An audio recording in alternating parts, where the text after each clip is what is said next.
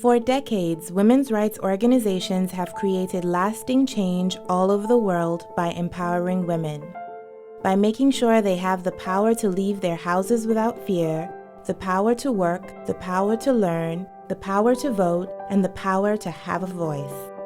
How? By changing the system that surrounds their lives.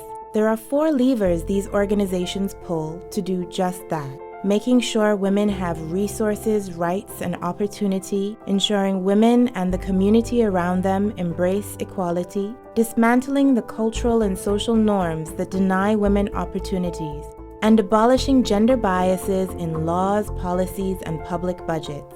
These levers work together to overcome the social and cultural barriers to equality that affect women's lives. So they're not just changing the lives of individual people, they're changing the lives of millions of women and communities around them for the better. And once the system begins to shift, it causes a chain reaction that affects every facet of their lives.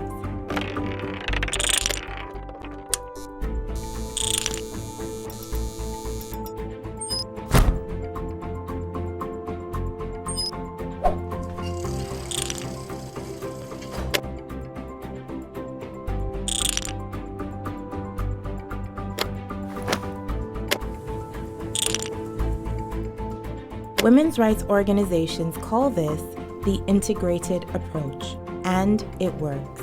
Recently, it worked when the Dutch Millennium Development Goal 3 Fund invested over 80 million euros in women's rights organizations over 4 years, and it was felt all over the world by millions of people.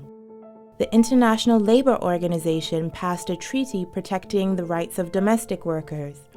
46 national governments strengthened gender equality programs, and 225 million people gained a new awareness of women's rights. Right now, new institutions are investing more in women and girls than ever before. In 5 years from now, these new actors will have invested $14.6 billion to support them.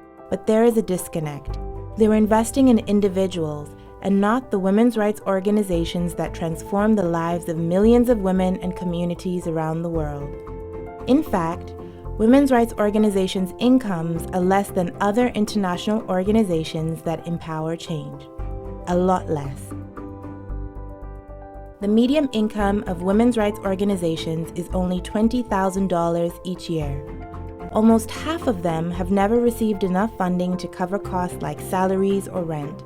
And without this basic support, creating sustained, systematic change is even harder.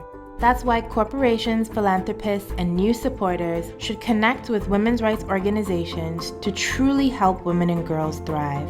Because no one knows the landscape the way these organizations do, and no one can make the same lasting change the way they can either. It's time to invest in the organizations that know which levers to pull to change the system, change lives, and change the world.